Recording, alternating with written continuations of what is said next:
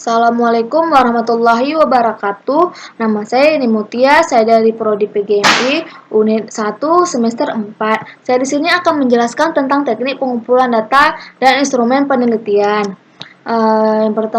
Pengertian teknik pengumpulan data dan instrumen penelitian. Pengertian dari teknik pengumpulan data adalah sebuah teknik atau cara yang dilakukan oleh peneliti untuk bisa mengumpulkan data yang terkait dengan permasalahan dari peneliti yang diambilnya. Prosedur yang satu ini sangat penting agar data yang didapat dalam sebuah penelitian merupakan data yang valid, sehingga dapat menghasilkan kesimpulan yang valid juga. Untuk melakukan sebuah teknik pengumpulan data, biasanya telah ditentukan oleh beberapa variabel penelitian. Apabila semua data telah terkumpul, langkah selanjutnya dengan melakukan pengolahan data. Instrumen penelitian. Instrumen penelitian sangat penting dalam sebuah penelitian karena pemerolehan suatu informasi atau data relevan atau tidaknya tergantung alat ukur tersebut. Oleh karena itu, alat ukur pada suatu penelitian harus divalidasi. Jenis-jenis instrumen. Yang pertama ada angket. Angket yaitu suatu alat yang digunakan untuk mengumpulkan data dengan cara membuat daftar pertanyaan secara tertulis lalu oleh narasumber akan diisi dengan cara tertulis pula oleh masyarakat luas. Angket seringkali juga disebut dengan sebutan kuesioner. Jenis-jenis angket. Jenis-jenis angket yaitu yang pertama ada angket tertutup. Jadi angket tertutup itu adalah angket yang di dalamnya telah terdapat alternatif jawaban yang telah ditentukan oleh si pemuat angket. Jawaban tersebut bisa berupa jawaban yes or no atau pilihan ganda sehingga narasumber tidak berkesempatan untuk mengisi dengan jawaban sendiri. Selanjutnya ada angket terbuka. Angket terbuka ini di sini yaitu angket yang sistem menjawabnya tidak menggunakan pilihan ganda maupun yes or no, sehingga responden bisa leluasa mengisi pertanyaan dalam angket tersebut dengan jawaban dan pendapat mereka sendiri tanpa dibatasi oleh alternatif jawaban dari angket tersebut. Selanjutnya ada kombinasi angket antara angket terbuka dan tertutup. Maksudnya yaitu gabungan dari kedua jenis angket sebelumnya. Di dalam angket ini terdapat pertanyaan-pertanyaan yang sudah disiapkan alternatif jawabannya. Namun terdapat pula pilihan alternatif bagi responden untuk menjawab jawabannya sendiri. Untuk mengemukakan pendapatnya apabila di dalam pilihan jawaban yang disediakan oleh pembuat angket tersebut tidak dapat jawaban seperti yang responden inginkan. Selanjutnya ada angket langsung. Angket langsung di sini yaitu angket yang berisi daftar pertanyaan yang berhubungan dengan responden atau jawaban tentang diri responden, misal jumlah anak, jumlah penghasilan dan lain-lain. Selanjutnya ada angket tidak langsung. Angket tidak langsung di sini yaitu angket yang berisi daftar pertanyaan tentang orang lain dan diisi oleh responden yang mengetahui tentang orang tersebut, atau di mana responden menjawab pertanyaan tentang orang lain. Contoh dari angket yaitu yang pertama, apakah fasilitas kampus yang disediakan sudah digunakan dengan baik? Pilihan yang kedua, tidur yang dianjurkan adalah selama 8 jam. Jadi di sini responden bisa menjawab dengan yes atau no. Dan nomor 3, bagaimana pendapat Anda tentang puasa tahun ini? Jadi di sini responden yang nomor 3 dan nomor 1 di sini, responden bisa menjawab dengan pendapatnya sendiri. Kisi-kisi dari angket.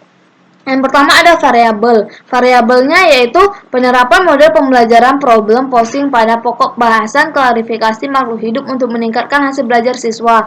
Indikatornya yaitu penerapan model pembelajaran problem posing pada materi klarifikasi makhluk hidup. Deskriptornya itu yang pertama, tanggapan siswa terhadap penerapan model pembelajaran problem posing. Nomor butirnya yaitu 1 dan 2.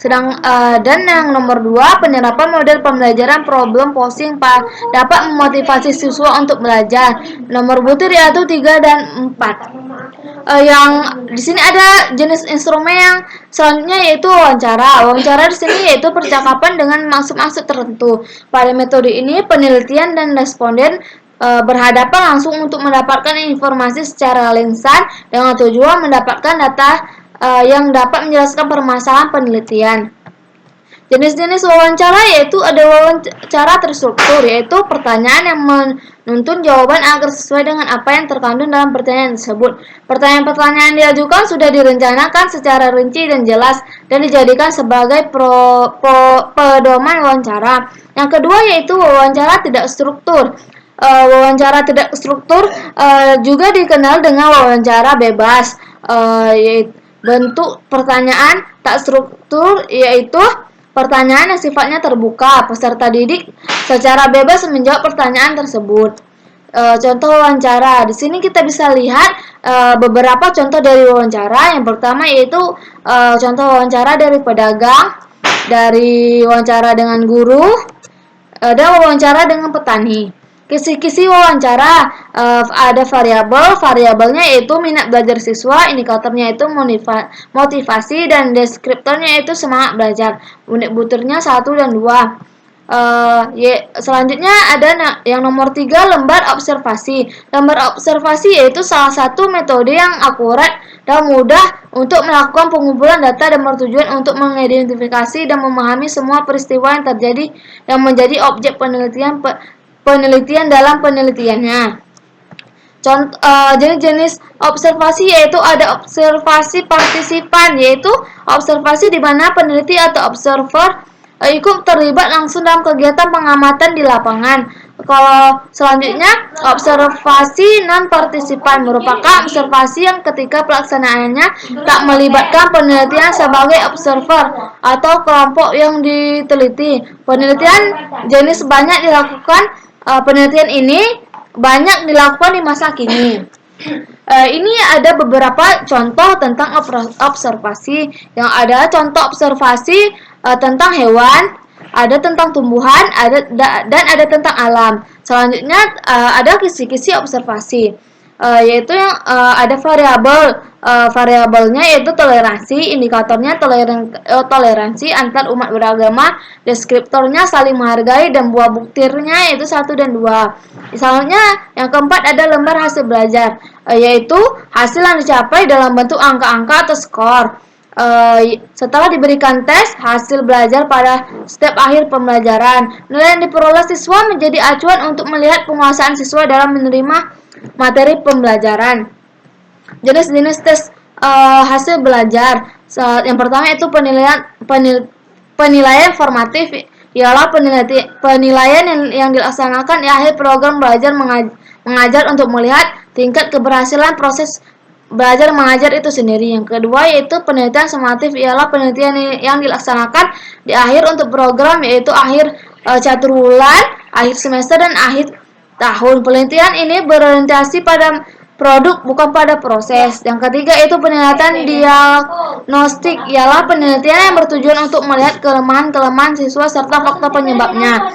Yang keempat yaitu penelitian selektif, ialah penelitian yang bertujuan untuk keperluan seleksi. Misalnya tujuan saringan masuk ke lembaga pendidikan tertentu. Yang kelima yaitu penelitian penempatan, ialah penilaian yang dilakukan untuk mengetahui keterampilan prasyarat yang diperlukan bagi suatu program belajar dan penguasaan belajar seperti yang diprogramkan.